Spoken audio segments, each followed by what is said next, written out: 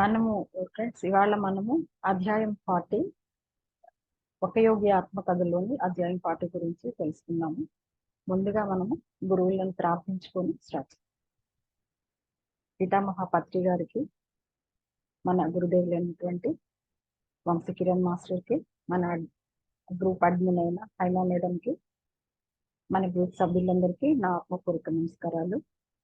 ఇవాళ మనం అధ్యాయం 40 ఒక యోగి ఆత్మకథలోని అధ్యాయం 40 తెలుసుకుంటున్నాము. ఆ అధ్యాయం పేరేంటంటే భారతదేశానికి తిరిగి రాక అన్నది ఈ అధ్యాయం టైటిల్. ఒకసారి మనం పరమహంస యోగానందులు గారిని గురు పరంపరని ప్రార్థన చేసుకున్నాము ఈ అధ్యాయం స్టార్ట్ చేయబోయే ముందు. Heavenly father, divine mother, friend, beloved god, Bhagavan Srikrishna, Jesus Christ, Mahavatar Babaji, Lahiri Mahasaya, Swami Shri యుక్తేశ్వర్జీ, beloved Gurudeva, Paramahamsa Yoganandaji, saints and saints of all the religions, I humbly bow to you. May the love shine forever on the sanctuary of my devotion. May I be able to awaken thy love in all hearts. Om Shanti. ఈ అధ్యాయం 40 భారతదేశానికి తిరిగి రాక. ఇందులో వెంటనే అంటే ఆయన last time మనం చెప్పుకున్న చాప్టర్ లో అదిగో భారతదేశము అని చెప్పేసి ముగించారు కదా. ఇప్పుడు ఆయన ఓడ రాజపుటాణ అన్నమాట దాని పేరు.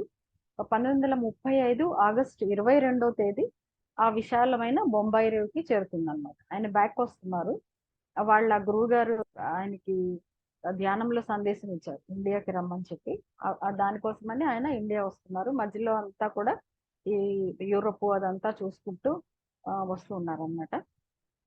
అంతే వెంటనే ఆయనకి అక్కడ బొంబాయిలో నిలబడగానే ఎంతో కృతజ్ఞతాపూర్వకంగా భారతదేశపు భవ్య వాయువుని మళ్ళీ శ్వాసించాను అని చెప్పి చెప్తారు. అంటే ఆయన అంత మిస్ అవుతాడు అనమాట ఇండియాని, ఎంతో కృతజ్ఞతాపూర్వకంగా ఫీల్ అవుతారు అట్లా అని చెప్పేసి. ఇంకా ఓడ దిగిన వెంటనే ఏంటంటే ఇంకా ఆయనకి మొత్తం అంతా నిర్విరామంగా కార్యకలాపాలు అయిపోతాయి అనమాట. ఆయన ఈ 5 సంవత్సరం అంటే ఆ ఓడ దిగిన అప్పటి నుంచి ఆ నెక్స్ట్ 1 year అంతా కూడా ఎంత నిర్విరామంగా ఉండబోతా ఉంది ఆయన షెడ్యూల్ అని చెప్పేసి అప్పుడే ఆయనకి అక్కడ అనుభవం అయింది. నాకు ఆ రుచి తెలిసింది, రుచి చూపించింది ఆ మొదటి రోజే అని చెప్తారనమాట. పూలమాలలతో స్వాగతాభినందనలతో స్నేహితులు చాలా మంది ఆ రేవు దగ్గరికి ఆ బొంబాయి రేవుకి వస్తారనమాట. ఇంకా తర్వాత వీళ్ళు అక్కడి నుంచి కాసేపట్లో తాజ్మహల్ హోటల్కి వెళ్తారు. అక్కడికి వెళ్ళిన తర్వాత అక్కడికి ఎంతో మంది పత్రికా విలేకరులు, ఫోటోగ్రాఫర్లు బృందాలుగా వచ్చి వీళ్ళని కలుస్తారనమాట, వీళ్ళ గ్రూప్ ని. అంటే ఈయన ఒక శిష్యుడు, తర్వాత ఇంకొక మహిళ, ముగ్గురు కదా వస్తారు. వాళ్ళని కలుస్తారు అనమాట. తర్వాత ఈయనకేంటంటే బొంబాయి నగరం అంతా చాలా కొత్తగా అనిపిస్తుంది అనమాట. ఇప్పుడు చూడలేదు, ఇది కొత్తది. ఆ పాశ్చాత్య దేశాల నుంచి వచ్చిన అనేక నవకల్పనలు, అంటే ఆ ఫారిన్ కంట్రీస్ నుంచి వచ్చిన అనేక రకరకాల కల్పనలతో, అంటే అక్కడ కట్టిన బిల్డింగులు కానీ లేకపోతే ఆ షాపుల్లో కానీ, అంటే పాశ్చాత్య దేశాల్లో ఆ టెక్నాలజీ అంతా వాడుకుంటారు అనమాట. అట్లాంటి నవకల్పనలతో శక్తివంతంగా అనిపించిందంట, శక్తివంతమైన ఆధునిక నగరంలో అనిపించిందంట ఆ నగరం. విశాలమైన రోడ్లు ఉండేసి అక్కడ రకరకాల తాడి చెట్లు, అంటే ఒక రకమైన తాడి చెట్లు ఆ చుట్టూ ఆ రోడ్లకి వెంబడి ఉంటాయన్నమాట. ఇంకా బ్రహ్మాండంగా ఉంటాయన్నమాట. ఈవెన్ గవర్నమెంట్ ఆఫీసులు కూడా అన్ని ఎలా ఉంటాయంటే పురాతన దేవాలయాలతో పోటీ పడుతూ ఉన్నాయన్నమాట. కాకపోతే నేను ఈ వినోద దృశ్య లోకనానికి నేను ఎక్కువ టైం స్పెండ్ చేయడానికి కుదరలేదు, చాలా తక్కువ ఉంది. ఎందుకంటే నేను నాకు గురుదేవుల్ని, అదే విధంగా ఇతరమైన ఆత్మీయుల్ని ఎప్పుడు చూస్తానని చాలా ఆత్రంగా ఉన్నాను నేను. అందుకని చెప్పేసి నాకు దీనికి మీద ఎంత టైం సరిపోలేదు. ఎంతో అందంగా ఉన్న ఈ నగరం అయిన అప్పటికి నాకు కుదరలేదు అని చెప్పి చెప్తారనమాట. తర్వాత ఆ ఫోర్డ్ కార్ ఈయన తెచ్చుకుంటాడు కదా, ఫోర్డ్ కార్ ఒకటి తెచ్చుకుంటారు. ఆ కార్ని ఏం చేస్తారంటే వీళ్ళు రైలు పెట్టెలు ఎక్కించేస్తారు. రైలు అంటే ట్రాన్స్పోర్ట్ కోసం ఎక్కించేస్తే వీళ్ళు వెంటనే ఈ ముగ్గురు కలకత్తా వెళ్లే రైల్లో వెళ్ళిపోతారు అనమాట. అక్కడికి వెళ్ళిపోతారు. తర్వాత వీళ్ళ అక్కడి నుంచి హౌరా స్టేషన్ కి, కలకత్తాలో హౌరా స్టేషన్ కి వెళ్ళేటప్పటికి వీళ్ళని మళ్ళీ ఇంకా అభినందించడానికి అంటే ఆయనకి స్వాగతం చెప్పడానికి జనాలు చాలా విరివిగా గుమికూడతారు అనమాట అక్కడ. అక్కడ నుంచి కొంతసేపటికి ఏం చేస్తారంటే అక్కడ అంటే ఎంత గుమికూడతారంటే కొద్దిసేపు కూడా ఆయన బండిలోంచి దిగడం కూడా సాధ్యం అవ్వలేదు. అంత ఎక్కువ మంది ఈయనని రిసీవ్ చేసుకోవటానికి వస్తారనమాట. ఆ బృందాన్ని అంతటికి ఆ వచ్చిన వాళ్ళందరికీ కూడా నాయకత్వం వహించింది ఎవరంటే కాసిం బజార్ యువ మహారాజు, అదే విధంగా వీళ్ళ తమ్ముడు విష్ణు ఉంటాడు. అనమాట. వాళ్ళిద్దరూ ఈ కార్యక్రమాన్నంతా చూసుకుంటారనమాట. ఆ తర్వాత ఆ బృందం అంటే ఎంత ఆ బృందము వచ్చిన వాళ్ళందరూ ఇచ్చిన ఆప్యాయత అంత గొప్పగా ఇచ్చిన అది నాకు ఎప్పటికీ నేను ఊహించలేదు. అది ఎప్పటికీ నేను మర్చిపోలేనిది అని చెప్తారనమాట. ఆ తర్వాత అక్కడి నుంచి వాళ్ళు రైల్వే స్టేషన్ నుంచి కార్లు, మోటార్ సైకిళ్ళు బార్లుగా ఆళ్ళ ముందు వెళ్తూ ఉంటాయన్నమాట. కాన్వాయ్ లాగా వెళ్తది. అక్కడ నుంచి మృదంగాలు, శంఖాలు అదే మృదంగాలు, శంఖధ్వనులు, ఆనందధ్వానాలు చేసుకుంటూ ఈ మిస్ బ్లెడ్స్ అని ఉంటారు కదా! ఈయనతో వచ్చిన పెద్దావిడ. ఆవిడ తర్వాత వచ్చేసి శ్రీ రైట్ అని ఆయన అదే వీళ్ళ శిష్యుడు ప్లస్ గురువు గారిని పూలమాలలతో నింపి వాళ్ళ నాన్నగారి ఇంటికి తీసుకెళ్తారన్నమాట అక్కడ కలకత్తాలో. వాళ్ళ నాన్నగారు అప్పటికే కొంచెం ఈయన 15 సంవత్సరాల తర్వాత వస్తున్నారు కదా! వృద్ధులై ఉంటారు. ఆయన ఇంకంటే ఎంతో ఆప్యాయతగా చనిపోయిన వాళ్ళు మళ్ళీ బతికొచ్చినంత ఫీలింగ్‌తో హత్తుకుని గట్టిగా కౌగిలించుకుంటారన్నమాట. ఆనందంతో ఇద్దరికీ కూడా నోట మాట రాదు. ఒకళ్ళనొకళ్ళు అలా చూసుకుంటూ ఉండిపోతారన్నమాట. ఇంకా ఈయన చుట్టూ తమ్ముళ్ళు, అక్క చెల్లెళ్ళు, మామయ్యలు, అత్తలు, బావలు, విద్యార్థులు, ఈయనకున్న ఓల్డ్ ఫ్రెండ్స్ వీళ్ళందరూ కూడా ఈయన చుట్టూ గుమికూడతారన్నమాట. వాళ్ళందరికి కూడా అందరి కళ్ళు కూడా చెమ్మగిల్లుతాయన్నమాట. ఒక చెమ్మగిల్లని కన్నంటూ లేదు వచ్చిన వాళ్ళల్లో అని అంటారన్నమాట. ఇది ఇది ఇట్లా జరిగిన ప్రేమపూర్వక ఈ పునఃసమాగమము అంటే ఈ కలిసిన ఈ దృశ్యము నా జ్ఞాపకాల భండాగారంలో చేరిపోయిందది. అంటే అంత గుర్తుపెట్టుకున్నారనమాట. ఆయన గుర్తుపెట్టుకొని మరపురానిదే నా గుండెల్లో స్పష్టంగా నిలిచిపోయింది. అంటే ఈ కలిసిన ఈ అందరూ రావటము, ఇట్లా ఆయనని పలకరించటము, ఆ ప్రేమ, ఆ ఆప్యాయత అదంతా కూడా ఆయన మనసులో ఒక జ్ఞాపకంగా మిగిలిపోయిందనమాట. ఒక చెరగని జ్ఞాపకంగా స్పష్టంగా ఉండిపోయిందనమాట. అదే విధంగా ఆయన యుక్తేశ్వరి గారిని కలుసుకుంటారు కదా! కలుసుకున్న ఆ సందర్భం అంటే ఇక్కడ ముందు వాళ్ళ నాన్నగారిని కలుసుకొని తర్వాత యుక్తేశ్వరి వాళ్ళ గురువుగారి దగ్గరికెళ్తారు. ఆ సందర్భం ఏంటంటే నాకింకా వర్ణించటానికి మాటలు చాలవు అని చెప్తారనమాట. అంటే ఇంక ఆయన చెప్పలేకపోతారు అసలు పుస్తకంలో వాళ్ళ గురించి ఆయన రాయనే రాయరనమాట. రాయకుండా ఆయన ఏం చెప్తారంటే సరే ఆ సందర్భాన్ని గురించి నా కార్యదర్శి అయిన అంటే ఈయనతో వచ్చిన ఆయన కార్యదర్శి ఉంటారు కదా! ఆయన వర్ణన అంటే ఈయన రాసుకుంటూ ఉంటారనమాట. మొత్తం అంతా ఏం జరిగింది?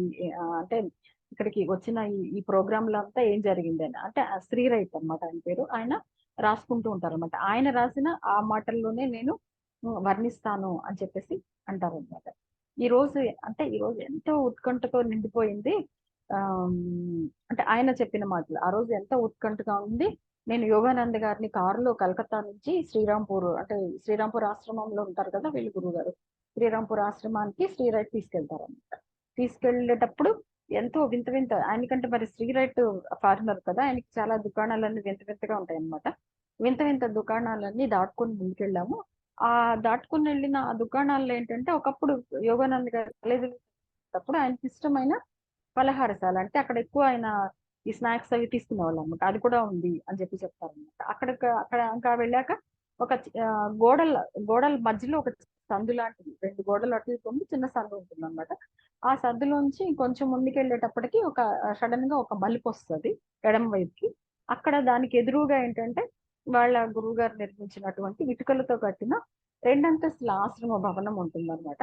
ఆ భవనానికి ఒక ఇనుప రైలింగ్ ఉన్నటువంటి ఒక బాల్కనీ పై అంతస్తులోంచి బయటికి చొచ్చుకొచ్చినట్లుగా ఉంటుంది. అక్కడ తర్వాత చుట్టూ ప్రశాంతమైన ఏకాంత వాతావరణం ఉంటుందన్నమాట. వీళ్ళింకా ఎంతో గంభీరమైన వీళ్ళంటే ఎంతో నమ్రతగా వెళతారన్నమాట అక్కడికి. ఆ నమ్రత అంటే ఆ గురువుగారి పట్ల వీళ్ళకున్న ఆ శ్రద్ధ అన్నమాట. ఎంతో నమ్రతగా వెళతారు అక్కడికి. తర్వాత యోగానంద్ గారి వెనకనే ఈయన ఆశ్రమంలోకెళ్తారన్నమాట. ఆ తర్వాత ముందున్న ఒక ముంగిట్లోకెళ్తారు. అంటే ఒక హాల్ ఉంటుంది. ఆ వెళ్తారన్నమాట.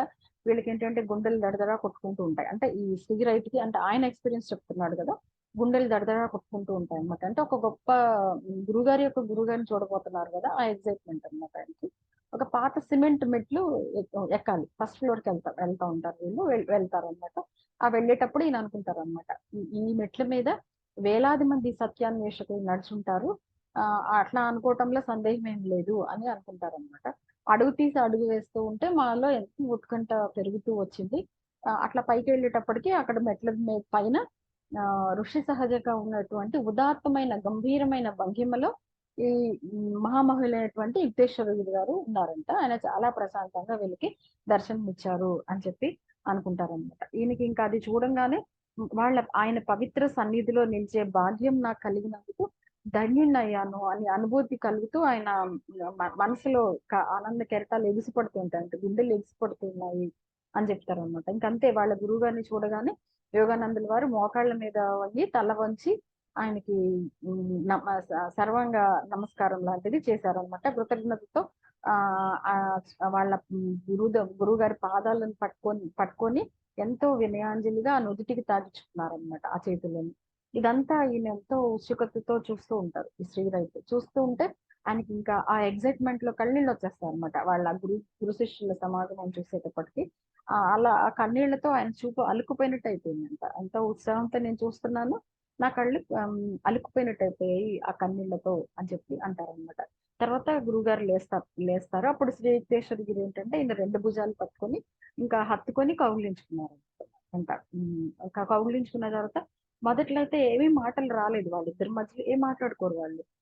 మాట్లాడుకోకుండా అంటే ఆత్మకున్న మౌన భాషతోనే వాళ్ళు గాఢంగా వాళ్ళ అనుభూతులని అభివ్యక్తం చేసుకున్నట్లుగా ఈయనకి అనిపిస్తుంది అనమాట. వాళ్ళ ఆత్మల పునః సమాగమంతో వాళ్ళ కళ్ళు మిలిమిలా మెరిసిపోయాయంట. ఆ కళ్ళల్లో ఎంతో ఆప్యాయత పెళ్ళుడుతున్నట్టు ఈయనకి అనిపించింది. తర్వాత ఒక ప్రశాంతమైన స్పందన ఆ మండువాలో వ్యాపించింది. ఆ ప్లేస్ అంతా నిండిపోయింది వాళ్ళిద్దరి కలయికతో అని చెప్తారనమాట. ఆ సన్నివేశాన్ని దీప్తిమంతం చేయటానికి అంటే ఇంకా వెలుగులు నింపటానికి మబ్బుల చాటు నుంచి సూర్యుడు కూడా బయటకు వచ్చాడు అని చెప్పి చెప్తారు. తర్వాత ఆయన కూడా ఈ శ్రీరైట్ కూడా ఏంటంటే ఆ పరమ గురుదేవుల ముందు మోకరిల్లి ఆయన యొక్క అవ్యక్తమైనటువంటి ప్రేమని ధన్యవాదాలని విశ్వేశ్వరగిరి గారికి అర్పించుకున్నాను నేను. ఆయన కాళ్ళు ఎలా ఉన్నాయంటే కాలగతిలోను, అంటే ఏజ్ వచ్చింది కదా, కాలగతిలోను సేవలోను ఆయన అంటే ఎప్పుడూ ఏదో ఒకటి శిష్యులకి లేకపోతే వచ్చిన వాళ్ళకి సేవలు చేస్తూ నడుస్తూ ఆయన చేస్తూ ఉంటారు కదా, ఆ సేవ వల్ల కూడా ఆయన కాళ్ళు రాటుదేలిపోయాయి. ఆయన పాదాలు తాకి నేను దీవెనలను అందుకున్నాను అని చెప్తారు. ఇంకా అంతే. అప్పుడు ఆ పైకి లేచినప్పుడు ఆయనకి ఏంటంటే గాఢమైన అంతఃపరీక్షలో రగులుతున్నటువంటి అందమైన రెండు కళ్ళని చూశాను అంటే విశ్వేశ్వరయ్య గారి కళ్ళలోకి ఈయన చూశారనమాట. అంటే ఆయన కళ్ళు ఎప్పుడు ఆయన అంతఃపరీక్షలో రగులుతున్నటువంటి, అంటే ఎప్పుడు ఆయన ఇన్నర్ లోనే ఉంటారు, బయట బాహ్య ప్రపంచంలో కాదు, ఆయన మానసిక ప్రపంచంలోకి చూస్తూ ఉంటారు ఈ గురుదేవులు అని చెప్పి చెప్తారనమాట. ఆ కళ్ళు ఎంతో ఆనందంతో, అంటే ఒక దివ్య ఆనందం. ఎందుకంటే ఆయన ఇన్నర్ లోకి చూస్తూ ఉంటారు. ఆ ఇన్నర్ లోకి చూస్తూ ఉన్నప్పుడు ఏమవుతుంది, ఆయన ఎప్పుడు ఆ డివైన్ తో కనెక్ట్ అయి ఉంటారు, ఆ భగవంతుడితో కనెక్ట్ అయి ఉంటారు కాబట్టి ఆ బ్రహ్మానందం, ఆ ఆనందము ఆయన కళ్ళల్లో ఆ వెలుగుతూ కనిపించింది నాకు అని చెప్పి చెప్తారు. తర్వాత వీళ్ళు అక్కడి నుంచి ఆయన కూర్చునే గదిలోకి వెళ్తారు, ఫస్ట్ ఫ్లోర్ లోకి. అక్కడ అంటే ఆ పక్కంతా కూడా మొదటి వీధిలో ఆయన వీళ్ళకి బాల్కనీ కనిపిస్తుంది కదా, ఆ బాల్కనీలోకి ఆ రూమ్ తెరుచుకొని ఉంటది అనమాట. తర్వాత ఆ పరమ గురుదేవులు ఆ గచ్చు నేల మీద పరిచిన ఒక పరుపు మీద కూర్చుంటారు. కేశవగిరి గారు ఒక పరుపు మీద కూర్చుంటారు. ఒక పాత దివాన్కి ఆనుకోవటానికి ఉంటదన్నమాట, అక్కడ ఆనుకొని కూర్చుంటారు. యోగానంద్ గారు తర్వాత ఈ వీళ్ళిద్దరు ఏంటంటే ఆ గురువు గారి పాదాల దగ్గర ఒక తుంగ చాప మీద కూర్చుంటారు అనమాట. వీళ్ళకి కూడా సుఖంగా కూర్చోటానికి ఒక నారింజ కలర్ ఉన్నటువంటి దిండ్లు కూడా ఉంటాయి అక్కడ అనమాట. ఇంకా అప్పుడు ఏం చేస్తారంటే యోగానంద గారు ఆ తర్వాత వాళ్ళ గురుదేవులు మాట్లాడుకుంటారు అనమాట. అంటే మరి ఇక్కడ వాళ్ళు ఏం మాట్లాడుకున్నారు అన్నది ఈయనకి అర్థం అవ్వదు. ఎందుకంటే వాళ్ళిద్దరు మాట్లాడుకునే భాష ఏంటి, బెంగాలీ అనమాట. వీళ్ళిద్దరు ఇంగ్లీష్ వచ్చు వాళ్ళిద్దరికి, కానీ ఎప్పుడు వాళ్ళు అంత ముందు కూడా ఒకసారి చెప్తారు గురువు గారు, నేను మా గురువు గారిని కలిసినప్పుడు మేమిద్దరము ఎప్పుడు బెంగాలీలోనే మాట్లాడుకుంటాము అని చెప్పేసి. ఈయన మరి రైతుకి ఏమో బెంగాలీ అర్థం అవ్వదు కదా, ఈయన చాలా ప్రయత్నిస్తాడు అర్థం చేసుకుందామని, ఆయనకైతే అర్థం అవ్వదు అనమాట.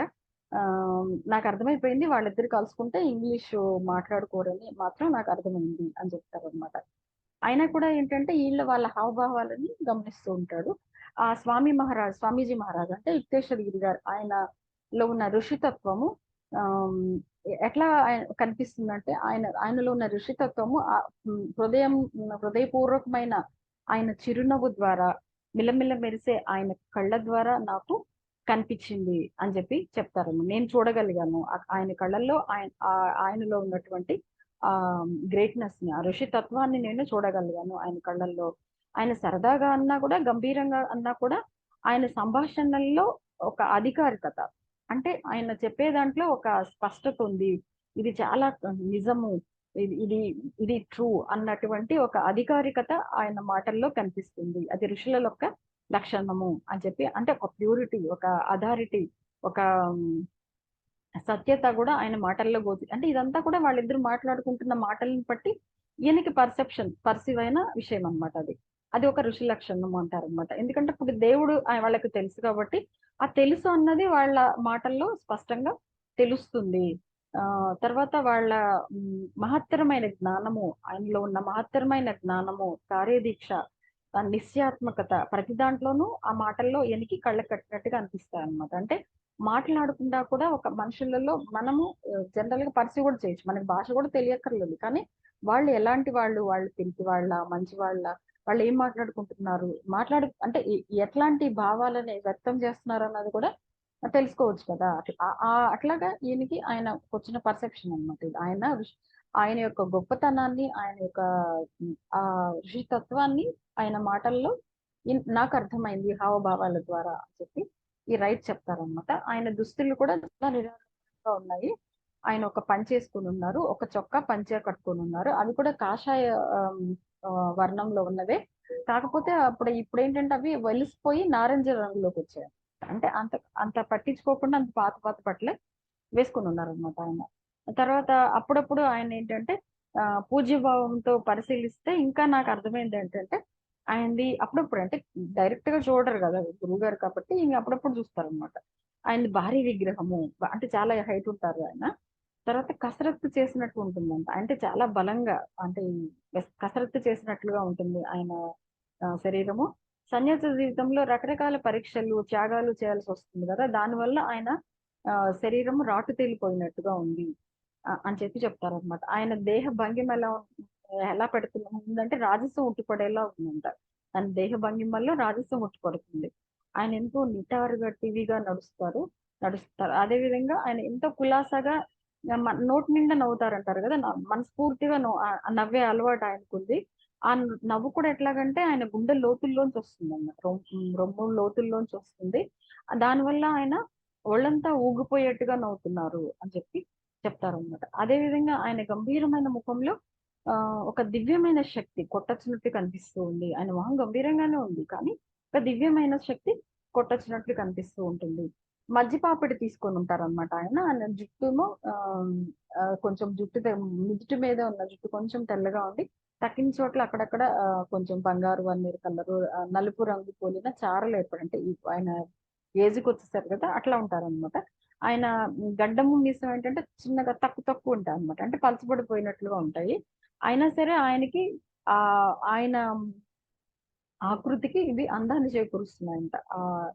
పలచబడిపోయిన ఆ గడ్డము మీసాలు కూడా. ఆయన నుదిరి మాత్రం ఏటలుగా ఊర్ధ్వలోకాలను అన్వేషిస్తున్నట్లుగా ఉంది. ఆయన కళ్ళ చుట్టూ ఒక ఆకాశ నీలం లాంటి ఒక వలయం, అంటే కొంచెం నలుపు ఉందంట. మరి ఏజ్ గా ఉన్నారు, తర్వాత ఎప్పుడు ఆయన ధ్యానంలో రాత్రులు మేల్కుంటూ ఉంటారు కదా, అందువల్ల ఉంటుంది అలా ఉన్నారంట. ఆయన ముక్కు మాత్రం చాలా పెద్దగా ఉంది, కొంచెం పెద్దగానే ఉంది ఆయన ముక్కు అని చెప్తారండి. ఆయనకి ఏమి తోచనప్పుడు ఆయన దాన్ని చిన్నపిల్లాళ్ళ వేళ్లతో తాటిస్తూ అటు ఇటు అనుకుంటూ ఆడుకుంటూ ఉన్నారు అని చెప్పి చెప్తారు. అంటే వాళ్ళిద్దరు మాట్లాడుకుంటున్నప్పుడు ఆయనని గమనించి, ఆయనలో ఇన్ని భావాలు ఆయనలో కనిపిస్తున్న ఈయనకి అర్థమైన విషయాన్ని మనకి ఈ రైట్ ఎక్స్ప్లెయిన్ చేస్తాడు అనమాట. అదే విధంగా విశ్రాంతిగా ఉన్నప్పుడు ఆయన మూతి కాఠిన్యాన్ని సూచించిన, అంటే ఒక బిగుసుకున్నట్లుగా అనిపించిన ఒక సూక్ష్మమైన మార్గం కూడా ఆ దాంట్లో కనిపిస్తుందండి, పనికిచ్చింది అని చెప్పి అంటారు అనమాట. అదే విధంగా ఇంకా ఈయన ఏం చేస్తాడంటే, ఇంకా ఖాళీగా కూర్చున్నాడు కదా, ఇంకా ఏం చేస్తాడు, ఈ రైట్ అటు ఇటు పరకాయం చూస్తాడు అనమాట. అటు ఇటు చూసినప్పుడు ఆ రూమ్ అంతా ఏంటంటే కొంత శిథిలావస్థలో ఉన్నట్లుగా అనిపిస్తుంది. దాన్ని బట్టి ఏమర్థమవుతుందంటే, ఆ యజమానికి భౌతిక సుఖాల పట్ల అనాసక్తి ఉన్నట్లుగా ఈయనకి అర్థమవుతుంది అనమాట. పొడగాటిగా ఉన్న ఆ గది గోడలకి తెల్లని గోడలు ఉంటాయి కదా, వాతావరణ ప్రభావానికి గురై వెలిసిపోతున్న చారలు కొంచెం అట్లా కనిపిస్తాయి అనమాట. అంటే ఆ గది కూడా అంత మరీ మెయింటెనెన్స్ అట్లా ఉంది అన్నట్టు కూడా అనిపించింది అనమాట. ఆ గది చివరిలో ఒక లాహిరి మహాశైల విశిష్టమైన బొమ్మ ఒకటి వేలాడుతూ ఉంటుంది. దానికి ఎంతో భక్తితో అలంకరించినటువంటి ఒక పూలదండ కూడా ఉంటుంది. అక్కడ యోగానందుల వారు ఒక ఫోటో కూడా ఉంటుంది అనమాట, పాత ఫోటో అది. అదేంటంటే ఆయన మొదటిసారి బోస్టన్ వచ్చినప్పుడు, ఇప్పుడు కాంగ్రెస్ ఆఫ్ రిలీజియన్స్ వెళ్తాడు కదా బోస్టన్, మొదటిసారి వెళ్ళి అక్కడే ఉండిపోతారు ఈయన. ఆ వచ్చినప్పుడు ఇతర ప్రతినిధులతో నిలబడి తీసుకున్న ఫోటో అన్నమాట. అది కూడా పెట్టుకుంటారు ఆయన, గురువు గారు ఆయన గదిలో పెట్టుకుంటారు అనమాట. తర్వాత ఇంకా పాత కొత్త మేలు కలయిక అంటే కొన్ని సామాన్లు కూడా అక్కడ ఉన్నాయి అని అంటాడు. అదేంటంటే గాజు చాందిని ఒకటి ఉంటుంది అనమాట. అంటే దాంట్లో కొవ్వొత్తి పెట్టుకోవటానికి గాజు చాందిని ఒకటి ఉంటుంది. తర్వాత ఒక గోడ మీద ఒక క్యాలెండర్ కూడా ఉంటుంది అనమాట. ఆ గాజు చాందిని నిండా సాలిగుళ్ళు అంటే ఇవి కట్టేసి ఉంటాయి అన్నమాట. అక్కడ గోడ మీద మాత్రం అందమైన క్యాలెండర్ ఒకటి ఉంటుంది. అదే ఆ గది ఇట్లా ఉన్నప్పటికీ గదంతా కూడా ఒక శాంతి సౌఖ్యాల సుగంధాన్ని వెదజల్లుతూ ఉంది అని చెప్పేసి చెప్తారన్నమాట. ఆ తర్వాత ఆ బాల్కనీకి అవతల ఏంటంటే మౌనంగా నిలబడి రక్షణ కల్పిస్తున్నట్టుగా పొడగాటి కొబ్బరి చెట్లు కనిపిస్తున్నాయంట. ఆ బాల్కనీకి అవతల కొబ్బరి చెట్లు కూడా ఉన్నాయన్నమాట. అదే విధంగా ఈ పరమ గురువులు కేవలం చప్పట్లు కొడితే చాలు, ఆ చప్పట్లు పూర్తయ్యే లోపలే ఎవరో ఒక చిన్న శిష్యుడు అక్కడికి వస్తాడు, శిష్యుడు హాజరైపోతాడు. అలాంటి శిష్యుల్లో ఒక ప్రఫుల్లుడు అనే అతన్ని చూస్తాడు, ఇతను అక్కడ కనిపిస్తాడు. అతని పొడగాటి నల్లటి జుట్టు ఉండి, కళ్ళు మెరిసే కళ్ళు, సన్మోహమైన చిరునవ్వు ఉంటదన్నమాట అతనికి. అతన్ని నవ్వినప్పుడు ఏంటంటే మూతి కొసలు పైకి లేస్తున్నాయంట ఆ శిష్యుడికి, కళ్ళు మెరుస్తూ ఉన్నాయి అన్నమాట. అది ఇది ఎట్లా ఉంటుందంటే అలా ఇతను నవ్వినప్పుడు ఆ సంధ్య వేళ టైంలో విజయ చంద్రుడు నక్షత్రాలు ప్రత్యక్షమైనట్టుగా, అంటే మూతి విజయ చంద్రుడి లాగా పైకి వంగి కళ్ళు నక్షత్రాలు లాగా అనమాట. విజయ చంద్రుడు నక్షత్రాలు ప్రత్యక్షమైనట్టుగా, అంటే ఆ శిష్యులలో కూడా ఒక బ్రైట్నెస్, ఒక ఇది ఉంది అని చెప్పి చెప్తారన్నమాట. తర్వాత తన శిష్యుడు తిరిగి వచ్చిన సందర్భంగా స్వామి గారికి సహజంగానే ఎంతో గాఢమైన ఆనందం ఉంటుంది విశ్వేశ్వరగిరి వారికి. కాకపోతే శిష్యుడు అయినటువంటి నా గురించి కూడా కొంచెం ఆయనకి ఆసక్తి ఉన్నట్లుగా నాకు అనిపించింది. ఆయన కూడా ఆయన పరమ గురువులు జ్ఞానానికి ఉన్న ప్రాముఖ్యత కదా, ఇలాంటి చిన్న చిన్న విషయాలు ఆ ఇంట్రెస్ట్ అట్లాంటివి ఏం చూపించరు కాబట్టి ఆ అనుభూతిని ఆయన బాహ్యంగా వ్యక్తం చేయలేదు అని చెప్పి అంటారు. ఈలోపు యోగానందుల వారు ఆయన కోసం ఎన్నో కానుకలు తీసుకొస్తారు.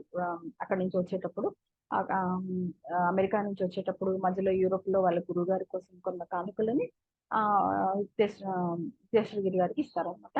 ఆ శిష్యుడు ఏంటంటే తన గురువు గారికి తీసుకొచ్చి ఇచ్చిన అలాంటి కానుకలను సమర్పించడం ఒక ఆచారం అనమాట. ఎవరైనా శిష్యుడు తన గురుగారికి దగ్గరికి వెళ్ళినప్పుడు అలాంటి కానుకలని సమర్పిస్తూ ఉంటారు. అలాగే యోగానందుల వారు సమర్పించారు అని చెప్తారనమాట. ఆ తర్వాత వీళ్ళందరూ వెళ్ళేసి భోజనాలు కూర్చుంటారు. అక్కడ అన్నము కూరలతో వండినటువంటి చక్కగా వండిన ఒక సాదా భోజనం, అంటే వెజిటేరియన్ మీల్సే వీళ్ళకి పెడతారనమాట. అలా పెట్టినప్పుడు ఈయన చేత్తో తీసుకోవటం అంటే రైట్ అమెరికన్, కానీ చేత్తో తినటం లాంటి భారతీయ సంప్రదాయ ఆచారాలని కొన్ని పాటిస్తాడనమాట. అది చూసి ముక్తేశ్వరి గారు ఎంత ముచ్చటపడ్డారంట ఈ రైట్ ని చూసి. తర్వాత వాళ్ళు కొద్దిసేపు కొన్ని గంటలు బెంగాలీ భాషలో మాట్లాడుకున్న తర్వాత వాళ్ళకి అంటే ఒక ఇద్దరు మళ్ళీ మాట్లాడుకుంటూ సిగ్నమైన చిరునవ్వులు, ఒకళ్ళు నవ్వుకుంటూ ప్రసన్నమైన చూపులు విసురుకుంటూ, అదే అంటే ఈయనకి అవే కనిపిస్తాయి కాబట్టి అదే అన్నమాట, చిరునవ్వులు వాళ్ళు ఎక్స్చేంజ్ చేస్తున్నారు, ప్రసన్నమైన చూపులు కూడా ప్రసరింపజేస్తున్నారు. ఆ తర్వాత మేమిద్దరము ఆయన పాదాల మీద పడిపోయి ప్రణామాలు ఆయనకి సెలవు తీసుకున్నాం, ఆయన దగ్గర నమస్కారం చేసి అంటారనమాట. ఆ తర్వాత ఆ పవిత్ర సమాగం తాలూకు చిరస్మరణీయమైన అనుభూతితో కలకపోయారు. ఆ ఒక పరమ గురువులను వీళ్ళు కలిశారు కదా, ఆ పవిత్రమైన ఆ కలయిక తాలూకు చిరస్మరణీయమైన అనుభూతితో వీళ్ళు కలకత్తా బయలుదేరాము. కాకపోతే నేను పరమ గురువుల గురించి బాహ్య విషయ వర్ణననే నేను చేశాను, కానీ ఆయన ఆధ్యాత్మిక మహిమ నాకు ఎప్పుడు నాకు స్పృహలోనే ఉంటుంది. అక్కడ ఉన్నప్పుడు నాకు ఆయన శక్తి కూడా చాలా అనుభవం అయింది. ఆయనకి ఎంత శక్తిమంతులో ఆధ్యాత్మికంగా అన్నది నాకు చాలా స్పష్టంగా అనుభవం అయింది. ఆ అనుభూతిని దివ్యమైన ఆశీస్సులుగా ఎప్పటికీ నిలుపుకుంటాను. అంటే ఒక ఆ గొప్ప వ్యక్తి యొక్క శక్తిని అనుభూతి చేసుకోగలిగారంటే ఈయనకి కూడా అంత శక్తి ఉంటేనే కదా. సో అట్లా చేసుకోగలిగినందుకు ఆ అనుభూతిని నేను దివ్యమైన ఆశీస్సులుగా ఎప్పటికీ నేను నిలుపుకుంటాను అని చెప్పేసి అంటారు. అదే విధంగా ఈయన కూడా ఈ రైట్ కూడా అమెరికా నుంచి, యూరోప్ నుంచి, పాలస్తీనా నుంచి ఎన్నో విషయాలని ఉద్దేశం కోసం కానుకలుగా తీసుకొస్తారు. అక్కడ వాటిని ఆయన కూడా చిరునవ్వుతో స్వీకరిస్తారు. కాకపోతే ఏమి వ్యాఖ్యానం చేయరు, అంటే మంచి బాగుంది సరే ఆల్ రైట్ అట్లా ఏమి చెప్పరు. అది ఇస్తారనమాట. కానీ ఈయన ఏం చేస్తారంటే ఒకటి జర్మనీలో ఆయన కోసమని ఒక గొడుగు కర్ర కొనుక్కుంటారు. అదేంటి గొడుగు కర్ర, చేతి కర్ర. గొడుగు ఉంటుంది. చేతి కర్రలా కూడా కనిపించే ఒక బెత్తం అనమాట అది. అంటే బెత్తంలా కూడా 3లాగా పనిచేస్తది. గొడుగులా పనిచేస్తది, చేతి కర్రలా పనిచేస్తది, బెత్తంలా పనిచేస్తది. అది కొనుక్కుంటాడనమాట. సరే ఈయనకి ఇండియా వచ్చాక అది తన కోసం ముందు కొనుక్కుంటారు. కానీ అది గురుదేవులకి ఇవ్వాలని అనుకుంటారనమాట. అనుకోని ఇస్తారనమాట. హితేషులు గారికి ఇస్తారు. ఇస్తే అప్పుడంటే ఈయన కోసం కొనుక్కున్నారు. ఇచ్చారు. దాన్ని చూసి ఇంకా వెంటనే ఒక ఆప్యాయత కూడిన అవగాహనతో ఆయన వైపు చూసి ఏమంటారంటే, నిజంగా ఈ కానుకను మెచ్చుకుంటాను అన్నారనమాట. అంటే అది జనరల్‌గా ఆయన ఏ కామెంట్స్ చేయరు. అలాంటిది ఆనవాయితీ లేని ఈ వ్యాఖ్య చేశారంట. అంటే ఇప్పుడు ఎందుకు చేశారు ఆయన? ఆయన పర్సీవ్ చేసుకున్నారు. ఆయన కోసం కొనుక్కున్నది నా కోసం ఇచ్చారు అని చెప్పేసి. ఆయనకి అర్థమైందనమాట. అలా చేశాక ఆయన ఇచ్చిన అన్ని బహుమతులు ఇచ్చారు. కానీ ఎవరైనా వచ్చినప్పుడు ఆయన చూపించటానికి ముఖ్యంగా ఈ చేతి కర్రనే ఆయన చెప్పేవాళ్ళంట. అంటే ఎంత ఆయనకి ఆ చేతి కర్ర అన్నది అంటే ఆయన కోసం కొనుక్కున్న నా కోసం ఇచ్చారు అన్న విషయము ఆయనకి స్పష్టంగా అర్థమయ్యి మెచ్చుకున్నారనమాట. అంటే మీరు పరమ గురువులు కదా ఆయన ఏం చేశారు అన్నది ఆయనకి తెలిసిపోతుంది. ఇది ఇంతవరకు ఏంటంటే మనము ఆ రైట్ ద్వారా ఆ సమాగమం గురించి రైట్ ఏమనుకున్నాడు అన్నది ఇక్కడ మనకు తెలుస్తుంది. అంటే ఇక్కడ వాళ్ళిద్దరి మధ్యలో ఒక ఎలాంటి ఇది జరిగింది అంటే ఒక జరిగిన ఎనర్జీ ఎక్స్చేంజ్ ఏంటి అన్నది మనకి ఈ రైట్ యొక్క ఈ డిస్క్రిప్షన్ లో అర్థమవుతుంది. అంటే వాళ్ళు ముందు మాట్లాడుకోరు. గురు శిష్యులు మాట్లాడుకోరు. వాళ్ళ ఆత్మలే మాట్లాడుతున్నాయి అన్నట్టుగా చెప్తారు. ఆ తర్వాత వాళ్ళిద్దరి మధ్యలో జరిగిన ఎనర్జీ ఎక్స్చేంజ్, ఆ చిరునవ్వులు, అదే విధంగా ఒక ఆప్యాయత కూడినటువంటి చూపులు అట్లా వాళ్ళు జరిగాయి. వాళ్ళిద్దరూ ఇంకా అట్లా ఉన్నారు. అంటే ఆ తర్వాత ఈయనకి ఆయనతో ఏమీ మాట్లాడకపోయినా కూడా ఒక ఆ ఋషి తత్వాన్ని ఆయనలో ఉన్న ఆ దివ్య శక్తిని ఈయన అనుభవం చేసుకోగలిగారు రైట్. అంటే ఆయన అక్కడ ఎంత ఉపయోగించుకున్నాడు చూడండి. అంటే తనకు భాష రాదు. అయినా సరే ఆ పర్టికులర్ సమాగమానికి సంబంధించిన ఎనర్జీని ఈయన పూర్తిగా తీసుకోగలిగారు. రైట్. ఇక్కడ ఇది మనము అక్కడ అర్థం చేసుకోవాల్సింది. అదే విధంగా తర్వాత ఏంటి ఇంకా వీళ్ళు బయటకు వచ్చేటప్పుడు రాబోయే ముందనమాట ఈ పరమహంస యోగానందులు వారు ఏమంటారంటే, గురుదేవ కూర్చునే గది కోసం కొత్త తివాచీ తెప్పించడానికి నాకు అనుమతి ఇవ్వండి అని అడుగుతారు అనమాట. ఎందుకంటే అంతకుముందు చిరుగులో ఉన్న ఒక కంబళ్ళు ఎక్కడ ఉండటం ఈయన గమనిస్తారు. అందుకోసమని అంటారనమాట. ఆయన పులి చర్మం ఉంటుంది, ఆ 2 ఉంటాయి. ఆయన కాకపోతే గురుదేవుల గొంతులో ఉత్సాహం ఏమీ ఉండదు. అంటే ఆయన చాలా నిరాడంబరంగా ఉంటారు కదా! అదంతా మనకి ఎక్స్‌ప్లెయిన్ చేశారు. ఈ రైట్ ఎక్స్‌ప్లనేషన్‌లోనే అర్థమైపోయింది. ఆ గది కూడా అంత నిరాడంబరంగా ఉందో, ఆయన బయట విషయాలను ఎంత పట్టించుకోరు. అంటే ఆయన డ్రెస్ కూడా పట్టించుకోవట్లేదు. ఆయన ఆ గదిని కూడా పట్టించుకోరు. ఆయన ఏంటంటే కేవలం ఆ దివ్య శక్తితో ఎప్పుడు అనుసంధానమై ఉన్నారు అన్నది రైట్ దాని చెప్పిన ఎక్స్‌ప్లనేషన్‌లో కూడా మనకి అర్థమైంది. తర్వాత అప్పుడేమంటారంటే ఏమి ఉత్సాహం లేకుండా నీకంత సరదాగా ఉంటే అలాగే కానివ్వు అని చెప్పి అంటారనమాట. అంటే మరి శిష్యుడు అంత ఆప్యాయంగా అడిగారు కదా! సరే అంటారు. కానీ మళ్ళీ ఏమంటారంటే చూడు నా పులి చర్మం చక్కగా శుభ్రంగా ఉంది. నా చిన్ని రాజ్యంలో నేనే రాజుని. దీనికి అవతల ఉండేదంతా కూడా బాహ్య విషయాల మీద మాత్రమే ఆసక్తి ఉన్న విశాలమైన ప్రపంచము అని చెప్పి అంటారనమాట. ఇంకా ఇట్లాంటి మాటలు అనేటప్పటికి ఆయనకి ఎన్నో ఏళ్ళు వెనక్కి దొర్లిపోయినట్టుగా అనిపిస్తాయి అన్నమాట. ఎందుకంటే చిన్నప్పుడు ఈయన ఈ ఆశ్రమంలో ఉన్నప్పుడు రోజు చివాట్ల కొలువులో రోజు నేను స్వర్ణం అంటే ఈ బంగారం శుద్ధైనట్టుగా అవుతూ ఉండేవాడిని కదా! బాల శిష్యుడిని అయిపోయాను మళ్ళీ. అట్లా చివాట్ల కొలువులో రోజు బంగారం శుద్ధి చేసినట్టే స్వర్ణ శుద్ధి జరిగే బాల శిష్యుడిని అయిపోయాను నేను మళ్ళీ అని ఆయనకి అప్పుడు మొదటి రోజుల్లో ఆయన ఆశ్రమంలో ఉన్న మొదటి రోజులు ఈయనకి గుర్తొస్తాయి. గురుగారు ఎట్లా అని. తర్వాత వీళ్ళు శ్రీరాంపూర్ నుంచి వచ్చేస్తారు. కలకత్తా వెళ్ళి అక్కడి నుంచి మళ్ళీ వీళ్ళిద్దరు ఏం చేస్తారంటే రాంచీకి వెళ్తారు అనమాట.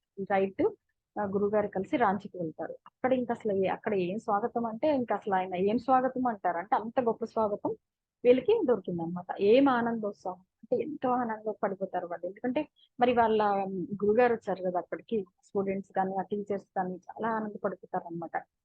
నేను లేని ఈ 15 ఏళ్లలో ఈ విశ్వవిద్యాలయ పతాకాన్ని ఉవ్వెత్తున నిలిపారు ఈ నిస్వార్థ బుద్ధి గల ఉపాధ్యాయులు అని అనుకుంటారన్నమాట. అనుకొని వాళ్ళందరినీ కౌగిలించుకుంటూ ఉంటే ఆయన కళ్ళల్లో నీళ్లు తిరిగాయంట గురువుగారి కళ్ళల్లో. అంటే నేను లేనప్పుడు వీళ్ళు ఎంత జాగ్రత్తగా ఈ ఆశ్రమాన్ని చూస్తున్నారు కదా అని. అదేవిధంగా అక్కడ ఆశ్రమంలో ఉండేటువంటి విద్యార్థులు గాని, లేదా పగటి విద్యార్థులు అంటే ఈ డే స్కాలర్స్ అన్నమాట. కొంతమంది బయట నుంచి కూడా వచ్చి చదువుకుంటూ ఉంటారు. వాళ్ళ మొహాల్లో కనిపించినటువంటి ఆనందోజ్వలం, ఆనందం అనే ఉజ్వలమైన ఆనందాన్ని, ఆ ప్రసన్నమైన చిరునవ్వులు చూస్తూ ఉంటే ఈ ఉపాధ్యాయులు ఎంత జాగ్రత్తగా వీళ్ళకి ఈ విశ్వవిద్యాలయ శిక్షణ, యోగ శిక్షణ అన్ని దానికున్న విలువని నాకు సమృద్ధిగా ఇచ్చారు అన్న విషయం వీళ్ళకి నాకు అర్థమైంది అని అంటారనమాట. అంటే ఎంతో బాధ్యతగా అక్కడ ఉపాధ్యాయులు ఈయన గారు ఒప్పు చెప్పినటువంటి దాన్ని వీళ్ళు నెరవేర్చారనమాట. అందుకని వాళ్ళకి చాలా కృతజ్ఞత ఫీల్ అవుతారనమాట. తర్వాత కాకపోతే అక్కడ అదంతా ఆయనకి వెళ్ళాక ఆయనకు అర్థమైంది ఏంటంటే, దురదృష్టవశాత్తు ఈ రాంచీ సంస్థ కూడా దుర్భరమైన ఆర్థిక ఇబ్బందుల్లో ఉంది అన్న విషయం నాకు అర్థమైంది. ఎందుకంటే కాసిం బజార్ మహారాజు సర్ మణీంద్ర చంద్ర నంది అనే ఆయన వీళ్ళకి విరాళాలు ఇస్తూ వీళ్ళకి హెల్ప్ చేస్తూ ఉంటారన్నమాట. ఈ రాంచీ సంస్థని దీన్ని నడపటానికి. ఆయన చనిపోతారనమాట. ఎంతో ధారాళంగా రాజ స్థాయిలో వీళ్ళకి ఇస్తూ ఉంటారన్నమాట. అలాంటి ఆయన చనిపోతారన్నమాట. ఆయన ఇచ్చిన కాసిం బజార్ భవనం అంటారు దాన్ని. ఆ మహారాజు ఇచ్చిన కాసిం బజార్ భవనాన్ని ఇప్పుడు కేంద్ర విద్యాలయ భవనంగా కూడా మార్చడం జరిగింది. అందువల్ల ఏంటంటే ఇప్పుడు వీళ్ళకి పాపం ప్రజాదరణ లేకపోవటం వల్ల ఈ విశ్వవిద్యాలయంలో ఉచితంగా, ఉదారంగా కల్పించే అనేకమైన వీళ్ళకి స్టూడెంట్ కల్పించే ఇవి ఉంటాయి కదా ఫెసిలిటీస్ తీవ్రంగా దెబ్బతింటూ ఉంటాయి అన్నమాట. అంటే బాగా ఆర్థిక ఇబ్బందుల్లో ఉంటుంది ఈ రాంచీ విశ్వవిద్యాలయం. కాకపోతే నేను అమెరికాలో ఉన్నప్పుడు అక్కడ వ్యవహార జ్ఞానం నేర్చుకున్నాను బాగా. అడ్డంకులు ఎదురైనా కూడా ఈ మొక్కవోని కార్యదీక్షతో ఎలా ఉండటం అన్నది నేను నేర్చుకున్నాను అక్కడ. ఇట్లాంటి క్లిష్ట సమస్యలతో కుస్తీ పడుతూ రాంచీలో ఒక వారం రోజులు ఉండిపోతాడన్నమాట ఆయన సెట్ చేద్దాం అని చెప్పేసి. ఆ తర్వాత కలకత్తాలో ఉండే అనేక ప్రముఖ నాయకులతోనూ, విద్యావేత్తలతోనూ కూడా ఈయన ఇంటర్వ్యూ మాట్లాడతాడు. అదే విధంగా యువకుడైనటువంటి కాసిం బజార్ మహారాజ్‌తో అంటే వాళ్ళ నాన్నగారు చనిపోతారు కదా! యువరాజు మహారాజ్ అవుతాడు కదా! ఆయనతో కూడా మాట్లాడతారు. అదే విధంగా వీళ్ళ నాన్నగారితో కూడా ఆర్థిక సహాయం కోసం అడుగుతాడనమాట. ఇంకంతే. తర్వాత ఇంకా మొత్తం ఈయనకి మళ్ళీ మొత్తం అంతా ఆర్థిక సాయం అందటం మొదలుపెడతది. కదిలిపోతుంది అనుకున్న పునాదులు, రాంచీ విశ్వవిద్యాలయ పునాదులు కూడా చెక్కపడటం మొదలయ్యాయి అని చెప్తారనమాట. సరైన టైంలో ఇలా అమెరికా విద్యార్థుల నుంచి కూడా విరాళాలొస్తాయి. ఆ విధంగా రాంచీ విశ్వవిద్యాలయానికి ఒక మంచి ఆర్థిక సాయం అందుతుందనమాట. అదే విధంగా భారతదేశానికి వచ్చిన కొన్ని నెలల్లో ఇంకొన్ని నెలలు ఒక సంవత్సరం అలా ఉంటారనమాట ఇండియాలో దగ్గర దగ్గరగా. ఆ నెలల్లో ఈయనకేంటంటే రాంచీ విశ్వవిద్యాలయం కూడా చట్టబద్ధంగా నమోదు కావడం జరుగుతుంది. ఆ విధంగా నా చిరకాలపు కోరిక, నా జీవిత స్వప్నం సఫలమైంది. అంటే ఒక యోగ విద్యాలయాన్ని నెలకొల్పాలి అన్నటువంటి నా జీవిత స్వప్నం నిజమైంది. ఆ మహదాశయం కోసమే నేను 1917లో 7 విద్యార్థులతో ఒక చిన్నగా స్థాపించాను దీన్ని అని చెప్పి చెప్తారన్నమాట. ఆ తర్వాత ఈ యోగదా సత్సంగ బ్రహ్మచర్య విద్యాలయం అనే ఈ స్కూలు ఏంటంటే ప్రాథమిక భాషా బోధన స్థాయిలోను అంటే ఎలిమెంటరీ స్కూలు, అదే విధంగా అప్పర్ ప్రైమరీ స్కూల్ విషయాల్లో కూడా ఇవన్నీ కూడా తరగతులు నిర్వహిస్తూ ఉంటారన్నమాట. అయన్నీ ఆరుబయట నడుపుకుంటారు. ఆశ్రమ విద్యార్థులకి కూడా అదే విధంగా పగటి అంటే డే స్కాలర్స్ కూడా ఒక రకమైన వృత్తి విద్యా శిక్షణ కూడా ఇస్తారన్నమాట వీళ్ళు. అదే విధంగా ఈ పిల్లలు కూడా ఎట్లాగంటే అంటే ఎవరు వీళ్ళని కంట్రోల్ చేస్తారన్నమాట. వీళ్ళే ఒక స్వయం నిర్ణయాధికారం ఒక కమిటీస్. అంటే ఆ కమిటీలో ఇవన్నీ చేసుకుంటాయి. ఇది చేయాలి, అది చేయాలి అని చెప్పేసి. విద్యార్థులే ఒక గ్రూప్స్ గా ఏర్పడిపోయి వాళ్ళ కార్యకలాపాలని వాళ్ళే క్రమబద్ధం చేసుకుంటారన్నమాట. అంటే ఎవరు చెప్పరన్నమాట. ఎందుకంటే పిల్లలకి ఎట్లా ఉంటుందంటే మాస్టర్‌ని బోల్తా కొట్టించాలి అనే సరదా ఉంటదన్నమాట. అట్లాంటి పిల్లలు ఏంటంటే తమ ఆహ్, తోటి విద్యార్థులు పెట్టే కట్టుబాట్లకైతే సంతోషంగా అంగీకరిస్తారన్నమాట వీళ్ళు. సో, అందువల్ల ఏంటంటే ఇట్లాంటి వ్యవస్థని ఈయన ఈ దీంట్లో పెట్టాడన్నమాట. ఈ విషయాన్ని నేను మొదటిసారి టీచింగ్ అంటే పిల్లల్ని తీసుకొని ఇలాగా విద్యాలయం పెట్టాలన్నప్పుడు నాకు అర్థమైంది. మొదటి ఉపాధ్యాయ వృత్తిలో నాకు తొలి రోజుల్లోనే ఈ విషయాన్ని కనిపెట్టాను. టీచర్లు చెప్పే కంటే వాళ్ళే రూల్స్, రెగ్యులేషన్స్ చేసుకుంటే పిల్లలు కరెక్ట్‌గా పాటిస్తారు అని నాకు అర్థమైంది. అదే విధంగా నేను కూడా ఎప్పుడు ఆదర్శ విద్యార్థినేమి కాదు.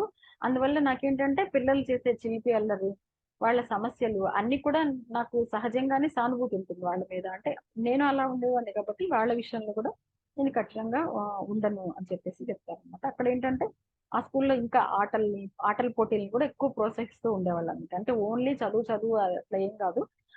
ఆటల పోటీలు కూడా చేస్తూ ఉండేవాళ్ళు. హాకీ, ఫుట్బాల్ అట్లాంటి ఆటలు కూడా ఆ మైదానాల్లో అభ్యాసం చేసుకుంటూ ఇంకా దద్దరిల్లిపోతూ అంటే బాగా యాక్టివ్ గా పిల్లలు ఆడుకుంటూ ఉండేవాళ్ళు అనమాట. ఈ రాంచీ విద్యార్థులు కూడా ఆటల పోటీల్లో బాగా కప్పులు అన్ని సంపాదించేవాళ్ళు అనమాట. అంటే ఈ బాగా వీళ్ళకి కప్స్ వస్తాయి అనమాట. అంటే గెలుచుకొని కప్పు అది తెచ్చుకునే వాళ్ళంట. వీళ్ళకేంటంటే సంకల్ప శక్తి ద్వారా అంటే ఒంట్లో ఉండే ప్రాణశక్తిని ఏ భాగానికైనా మానసికంగా పంపించి కండరాలను మళ్ళీ సత్తువ చేసే ఆ, వ్యాయామ పద్ధతిని కూడా వీళ్ళకి నేర్పించేవాళ్ళు అనమాట. దానివల్ల ఏంటి, వీళ్ళు ఆటల పోటీల్లో బాగా ఆ, ఆ, ఎప్పుడు సక్సెస్ గా గెలుచుకుంటూ ఉండేవాళ్ళు అనమాట. అంటే వీళ్ళకి తెలుసు కదా, ప్రాణశక్తిని ఏ భాగానికి కావాలంటే ఆ భాగానికి మానసికంగా పంపించి ఆ కండరాలను సత్తు వచ్చేట్టుగా యాక్టివేట్ అయ్యేట్టుగా చేసుకొని ఆటల్లో వీళ్ళు చాలా యాక్టివ్ గా పార్టిసిపేట్ చేసి గెలుచుకుంటూ ఉండేవాళ్ళు అనమాట. వాళ్ళకి ఏంటంటే అనేక ఆసనాలు అంటే యోగాసనాలు చేయటము, కత్తి కర్ర సాము కూడా నేర్పించేవాళ్ళంట ఈ పిల్లలకి. అదే విధంగా వీళ్ళకి ప్రథమ చికిత్స అంటే ఈ ఫస్ట్ ఎయిడ్ ఉంటుంది కదా, ఈ మెడికల్ ఫస్ట్ ఎయిడ్ అవి కూడా శిక్షణ ఇచ్చేవాళ్ళంట ఈ విద్యార్థులకి. దానివల్ల ఏంటంటే రాష్ట్రంలో ఎప్పుడైనా వరదలు, కరువు అట్లాంటి విపత్కర పరిస్థితులు వచ్చినప్పుడు వీళ్ళు ఎంతో సేవ్ చేసేసి ఈ స్టూడెంట్స్ అందరూ ఎంతో మెప్పు పొందేవాళ్ళు. అదే విధంగా ఈ కుర్రవాళ్ళు తోటలో పనిచేసి కూరగాయలు కూడా వాళ్ళే పండించుకునేవాళ్ళు. అంటే వాళ్ళ హాస్టల్లో వాళ్ళు వండుకునే కూరలు కూడా వీళ్ళు పండించుకునేవాళ్ళు. అదే విధంగా ఈ రాంచీ ఆశ్రమం, ఈ విద్యాలయం ఇవన్నీ కూడా రాష్ట్రంలో ఉన్నటువంటి అంటే ఆ వాళ్ళ రాష్ట్రంలో రాంచీ ఎక్కడైతే ఉంది ఇప్పుడు ఆ, అదే ఏ రాష్ట్రంలో ఉందో అక్కడ అన్నమాట. ఆ రాష్ట్రంలో ఉన్న కోళ్ళు, సంతాలు, ముండా జాతులు అంటే ఈ ఆదిమ గిరిజనులు అనమాట. ఎస్టీ వాళ్ళు ఉంటారు కదా, ఆ ఎస్టీ వాళ్ళకి ప్రాథమిక విద్యా విషయాలు కూడా బోధించేవాళ్ళు అన్నమాట. అంటే వాళ్ళకి పాపం ఎక్కువ నాలెడ్జ్ అది ఉండదు కదా, యాక్సెస్ కూడా ఉండదు. వీళ్ళు వాళ్ళకి కూడా ఇవన్నీ చెప్పేవాళ్ళు అనమాట. అదే విధంగా దగ్గరలో ఉన్న పల్లెటూర్లలో ఆడపిల్లలు కూడా తరగతులు నిర్వహించేవాళ్ళు అనమాట. తర్వాత రాంచీ విశ్వవిద్యాలయం యొక్క ఇంకొక విశిష్ట లక్షణం ఏంటంటే క్రియాయోగ దీక్ష ఇవ్వటం. వాళ్ళకి ఏంటంటే ఈ కుర్రాళ్ళు ప్రతిరోజు ఆధ్యాత్మిక అభ్యాసాలు సాధన చేస్తూ ఉండేవాళ్ళంట. గీతా పారాయణం చేసేవాళ్ళంట. అదేవిధంగా నిరాడంబరత, స్వార్థాన్ని త్యాగం చేయటము, గౌరవం, సత్యము అన్న గుణాలను కూడా ఉపదేశముల ద్వారానే కాకుండా అంటే ఎవరో అలా ఊరికే వాళ్ళకి ఇట్లా ఉండాలి అట్లా ఉండాలి అని చెప్పటమే కాకుండా ఆ ఆచరించి చూపించటం అనే ఆదర్శం ద్వారా కూడా బోధించడం జరిగేది. అంటే ఉపాధ్యాయులు కూడా అంతే ఆదర్శంగా ఉండి వీళ్ళకి అవన్నీ ఇట్లా ఉండాలి అని బోధించేవాళ్ళు. అదే విధంగా దుఃఖాన్ని కలిగించే ఏదైనా సరే చెడు అని వీళ్ళకి చెప్పడం జరిగేది అనమాట. అదే విధంగా నిజమైన సుఖాన్ని ఇచ్చే పనులే మంచివి, దుఃఖాన్ని ఇచ్చేవి చెడ్డవి అని వాళ్ళకి చెప్పడం జరిగేదంట. చెడు అన్నదాన్ని విషంతో కలిపిన తేనెతో పోల్చేవాళ్ళు. అంటే అది విషం, ఈ ఈ ఈ విషంతో కలిపిన తేనె ఏంటి, మోహాన్ని కలిగిస్తుంది. అది మనకి మోహాన్ని పుట్టిస్తుంది. కానీ అందులో మృత్యువు పొంచి ఉంది. అంటే విషం ఉంది కదా, అందులో మృత్యు ఉంది. అంటే వీళ్ళకి ఆధ్యాత్మిక శిక్షణని ఇచ్చేవాళ్ళు, యోగాని నేర్పించేవాళ్ళు. అదే విధంగా ఆటపాటలు ఉండేవి. తర్వాత బయట తరగతులలో వాళ్ళకి తరగతులు అవి చెప్పేవాళ్ళు. ప్రథమ చికిత్సల గురించి చెప్పేవాళ్ళు. అంటే ఎంతో యాక్టివ్ గా వెళ్ళిన ఒక విషయంలోనే కాకుండా పిల్లలు ఎలా పెరగాలి అన్నది మనకి ఇక్కడ ఈ విద్యాలయంలో అర్థమవుతుంది. పిల్లల్ని ఎప్పుడు ఏదో ఇప్పుడేంటి చదువు చదువు అని చదివిస్తున్నారు కదా, అట్లా కాకుండా బాగా అంటే అన్ని సర్వతోముఖ అభివృద్ధికి తోడ్పడాలి. అట్లాంటి విశ్వవిద్యాలయాన్ని గురుగారు స్థాపిస్తారు. అదేవిధంగా ధారణ ప్రక్రియలు అంటే ఈ మెడిటేషన్ అవన్నీ చేయటం మన ద్వారా ఏంటంటే శరీరంలోను మనసులోను ఉన్నటువంటి అశాంతిని జయించటంలో అద్భుత ఫలితాలు సాధిస్తాయి అని చెప్పి వీళ్ళకి చెప్పి అదంతా చేయించేవాళ్ళు. మెడిటేషన్ అది కూడా ఈ పిల్లలు చేసేవాళ్ళు. అంటే ఎంత చేసేవాళ్ళు అంటే ఒక ఎగ్జాంపుల్ ఏం చెప్తారు ఇక్కడ అంటే, ఇక్కడ ఎంతో మంచి రూపురేఖలు ఉన్న ఒక 9-10 ఏళ్ల కుర్రాడు ఒకడు ఎంతో నిశ్చల మనస్కుడై రెప్ప ఆర్పకుండా జ్ఞాననేత్రం వైపు చూస్తూ అంటే నుదుటి మీద ఆ జ్ఞాననేత్రం వైపు చూస్తూ గంటకు పైగా అలాగే నిలిపి ఉంచడం అన్నది ఆ నిలిపి ఉంచేవాళ్ళు అనమాట. అంటే ఇట్లా చేయటం అన్నది స్టూడెంట్స్ కొత్త ఏం కదా. అంటే గంట సేపు ఒక చిన్న 9 ఏళ్ల కుర్రాడు అంత అంత డీప్ గా అంటే ఎంతో ఆ డీప్ గా ధ్యానం చేయగలుగుతున్నాడు అంటే చూడండి. అంటే అంత బాగా వీళ్ళు నేర్చుకునేవాళ్ళంట. అంటే ఎంత వాళ్ళు ఎంత ఓవరాల్ డెవలప్మెంట్ చూడండి, మానసికంగా, శారీరకంగా, అదే విధంగా ఆధ్యాత్మికంగా అన్ని రకాలుగా వీళ్ళకి శిక్షణ ఇచ్చేవాళ్ళు అనమాట. అక్కడ ఒక పండ్ల తోట కూడా ఒక ఉండేదంట. అందులో ఒక శివాలయం ఉండేదంట. అందులో పరమ పూజ్యులైనటువంటి గురుదేవులు లాహిరి మహర్షుల విగ్రహం కూడా ఒకటి ఉండేదన్నమాట. అక్కడే వీళ్ళు ఆ మామిడి తోట అన్నమాట. ఆ తోటలోనే వీళ్ళకి నిత్య ప్రార్థనలు, పవిత్ర గ్రంథ బోధనా తరగతులు ఆ చెట్ల నీడలో జరుగుతూ ఉంటాయి అన్నమాట ఈ పిల్లలకి. తర్వాత రాంచీ ఎస్టేట్ లో ఉన్న యోగదాస్ సత్సంగ్ సేవా కేంద్రం కూడా ఉండేది అక్కడ. ఆ సేవా కేంద్రం ఏంటంటే భారతదేశంలో ఉన్నటువంటి వేలాది వాళ్ళకి ఉచిత వైద్య సహాయం, శస్త్రచికిత్సలు అంటే ఆపరేషన్స్ అట్లాంటివి కూడా వీళ్ళు ఆ, చేస్తూ ఉండేవాళ్ళు అనమాట. అంటే సాయం చేస్తూ ఉండేవాళ్ళు అనమాట. అదేవిధంగా ఈ రాంచీ ఏంటంటే సముద్ర మట్టానికి 2000 అడుగుల ఎత్తులో ఉంటుంది. 2000 అడుగుల ఎత్తులో ఉంది. అందువల్ల ఏంటంటే వాతావరణం మందంగా సమశీతోష్ణంగా ఉంటుందన్నమాట ఇక్కడ. అంటే మరీ చలి, మరీ ఎండ అట్లా కాకుండా సమంగానే ఉండేదన్నమాట అక్కడ. అక్కడ ఒక 20 ఎకరాల ల్యాండ్ ఉంటుంది వీళ్ళకి. ఈ దాంట్లో ఏంటంటే దేశంలోని చక్కటి తోటల్లో ఒకటిగా చెప్పబడిన పండ్ల తోటని వీళ్ళు పెంచుతారనమాట అక్కడ. అందులో 500 ఫ్రూట్ ట్రీస్ ఉండేవి అనమాట. అందులో మామిడి, ఖర్జూరం, జామ, లిచి, పనస అట్లా అన్ని ఉండేవి అనమాట. అదేవిధంగా రాంచీ గ్రంథాలయంలో అనేక పత్రికలు, ఇంగ్లీషు, బెంగాలీ భాషల్లో ఉన్న వేల కొద్ది గ్రంథాలు కూడా ఉండేవి అనమాట. అవన్నీ కూడా తూర్పు పడమటి దేశాల వాళ్ళు విరాళంగా ఇచ్చింది అనమాట. అంటే గురుగారికి ఇస్తారు కదా, ఫారిన్ కంట్రీస్ లో, తర్వాత ఇండియాలో, తర్వాత అన్ని ప్లేసుల్లో ఇచ్చినటువంటి అవన్నీ కూడా ఆ ఆ, గ్రంథాలయంలో, ఆ లైబ్రరీలో ఉండేవన్నమాట. అదే విధంగా ప్రపంచంలో ఉన్నటువంటి పవిత్ర గ్రంథాలన్నీ కూడా సేకరించిన గ్రంథ రాశి అంటే అన్ని గ్రంథాలు అక్కడే ఉండేవి అనమాట. అదే విధంగా ఒక మ్యూజియం కూడా ఉండేది అనమాట. ఆ మ్యూజియం లో కూడా ఏంటంటే పురాతత్వ శాస్త్రానికి సంబంధించి, భూ విజ్ఞాన శాస్త్రానికి సంబంధించి, మానవ శాస్త్రానికి సంబంధించిన అనేకమైన అమూల్య శిలలు, అంటే ఈయన గురువు గారు అన్ని ఎక్కడెక్కడో అంటే తిరిగినప్పుడు, అంటే చాలా ఆ, చోట్ల ఈయన తిరుగుతూ ఉంటారు కదా, తిరిగినప్పుడు ఆయనకి దొరికినవన్నీ తెచ్చి ఆ మ్యూజియం లో కూడా పెట్టారనమాట.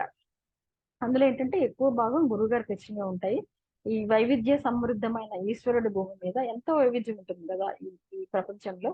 అది ఈశ్వరుడు సృష్టించిన ఈ సృష్టిలో ఉన్న ఈ వైవిధ్యానికి సంబంధించిన వాటిల్లో నేను సేకరించినవన్నీ కూడా ఆ నేను తిరిగినప్పుడు సేకరించినవి అన్ని తెచ్చి అక్కడ పెట్టాను అని చెప్పి చెప్తారు అన్నమాట.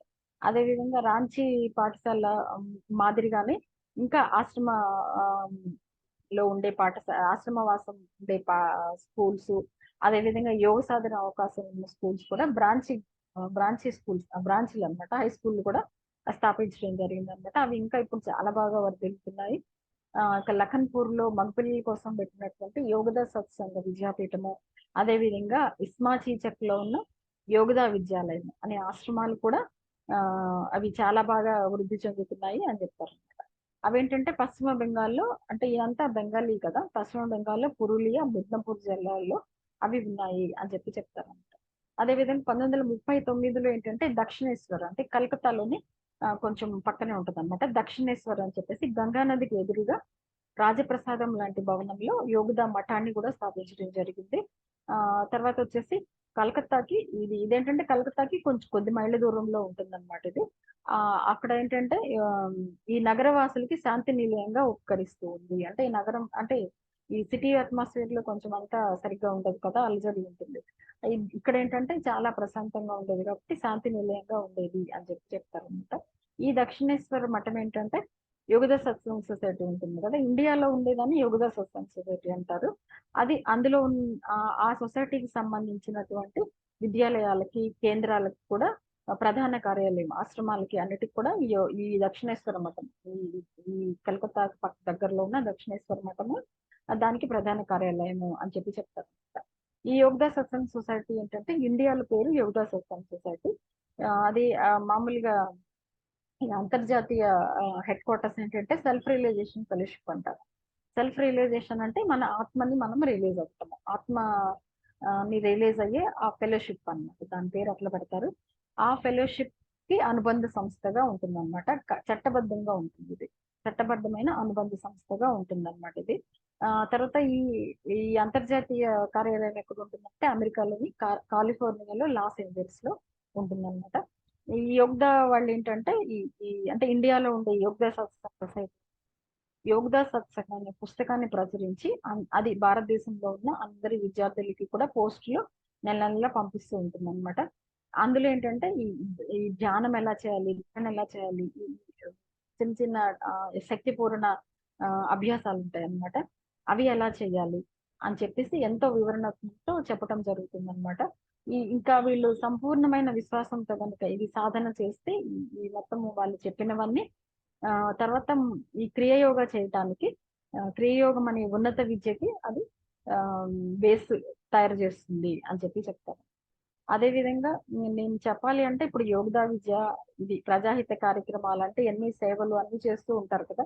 ఇవన్నీ చేయాలంటే అనేకమైన కార్యకర్తలు కావాలి, ఉపాధ్యాయులు కావాలి, వాళ్ళందరూ కూడా సేవా తత్పరతతో చేసే వాళ్ళు కావాలి. సో అంతమంది అసంఖ్యాకులు ఉన్నారు ఈ ఈ కార్యక్రమంలో సహాయం చేసిన వాళ్ళు. వాళ్ళందరి పేర్లు నేను ఇక్కడ చెప్పలేను, కానీ ప్రతి ఒక్కళ్ళకి కూడా నా హృదయంలో ప్రేమపూర్వకమైన స్థానం ఉంది అని చెప్పేసి గురుగారు అని అంటారు అనమాట.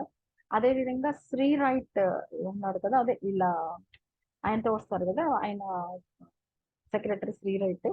ఆయన ఏంటంటే చాలా రోజులు ఈ రాంచీ కుర్రాళ్ళతో చాలా స్నేహం చేస్తాడు అనమాట. ఎంతలాగంటే ఆయన కూడా ఒక సాదా పంచి కట్టేసుకొని వాళ్ళతో కలిసి కొన్నోళ్ళు ఉంటాడు అనమాట. అదే విధంగా ఆయన ఎక్కడికి వెళ్ళినా సరే, బొంబాయి కానీ, రాంచీ, కలకత్తా, శ్రీరాంపూర్ ఎక్కడికి వెళ్ళినా సరే ఆయన మొత్తం అన్ని కూడా ఆయన ఒక డైరీలో రాసుకునేవాడు అనమాట. ఇవాళ ఇక్కడికి వెళ్ళాము, ఇలా జరిగింది అది అని చెప్పేసి డైరీలో వివరంగా రాసుకుంటూ వచ్చేవాళ్ళు అనమాట. ఆయనకి ఎందుకంటే ఆయనకి ఆ కెపాసిటీ ఉంది, ఎంతో వివరంగా చేసే ప్రతిభ ఈ శ్రీ రైట్ కు ఉంది అని చెప్పి అంటారు అనమాట. ఒకరోజు గురుగారు ఏం అడుగుతారంటే ఒక ప్రశ్న అడుగుతారు అనమాట. డిక్, భారతదేశాన్ని గురించి నీకు కలిగిన అభిప్రాయం ఏంటి అని అడుగుతారు. ఆయన అడిగితే అప్పుడు ఆయన ఏమంటారంటే చాలా ఆలోచనగా శాంతి, అంటే ఈ జాతి తత్వం శాంతి అని చెప్పి చెప్తారు. సో ఇది ఆయన భారతదేశానికి తిరిగి వచ్చాక చేసినటువంటి విషయం అన్నమాట. ముందు ముంబైలో దిగుతారు, తర్వాత నుంచి వాళ్ళ నాన్నగారు వాళ్ళ చుట్టాలు అందరిని కలుసుకుంటారు, తర్వాత వాళ్ళ గురువు గారిని కలుసుకుంటారు, తర్వాత ఆయన విశ్వవిద్యాలయం ఉన్నటువంటి రాంచీకి వచ్చేసి దాంట్లో ఉన్నటువంటి అన్నిటిని కూడా సెట్ చేస్తారు. అంటే ఆ రాంచీ ఆశ్రమాన్ని మనం చదువుతున్నప్పుడు, మనం ఎక్స్ప్లెయిన్ ఆయన చేస్తున్నప్పుడు మనకు అర్థమవుతుంది. అంటే పిల్లలని కానీ పెంచేటప్పుడు కానీ ఎంత ఓవరాల్ డెవలప్మెంట్ అవసరం, శారీరకమైన అది, అదే విధంగా మానసికమైనది, శారీరకమైనది, ఆధ్యాత్మికమైన డెవలప్మెంట్ కూడా అవసరమే అని చెప్పి తెలుస్తుంది మనకి. అదే విధంగా వాళ్ళే ఎలాగా చిన్న చిన్న కుర్రవాళ్లే వాళ్ళే గుంపులుగా ఏర్పడి వాళ్ళని ఎలాగ కంట్రోల్ చేసుకోవచ్చు అన్న విషయం కూడా మనకు తెలుస్తుంది. అదే విధంగా శ్రీ రైట్ ఏమి భాషని అర్థం కాకపోయినా సరే ఆ గురు శిష్యుల సమాగమంలో ఆయన ఎన్ని విషయాలు తెలుసుకున్నారు, ఎంత ఆధ్యాత్మిక శక్తిని అక్కడి నుంచి తీసుకోగలిగారు అన్నది కూడా మనకి ఒక లెసన్ లాంటిదే. మనం కూడా ఎక్కడికైనా వెళ్ళినప్పుడు భాష అర్థం కాక్కర్లేదు, మనం కూడా ఆ శక్తిని తీసుకోవటానికి మనకి ఆ భాష అర్థం కాక్కర్లేదు అన్నది కూడా మనకి ఇక్కడ తెలుస్తూ ఉంది. ఈ విధంగా ఏంటంటే గురుగారు ఆయన జీవితంలో ఉన్న సంఘటనలే కాకుండా ఆయన ఎట్లాగా ఆ పర్టికులర్ గా రాంచీ విశ్వవిద్యాలయం ఎంత మంచి ఉద్దేశంతో స్థాపించారు అన్నది కూడా మనకి అర్థమవుతూ ఉంది. అట్లాంటి విద్యాలయాలు ఉన్నప్పుడు ఈ చిల్డ్రన్స్ అందరికి కూడా ఎంతో మంచి జరుగుతుంది అని చెప్పేసి కూడా మనకి అర్థమవుతుంది. థ్యాంక్ యూ ఫ్రెండ్స్, ఎంతో ఓపిక విన్నందుకు.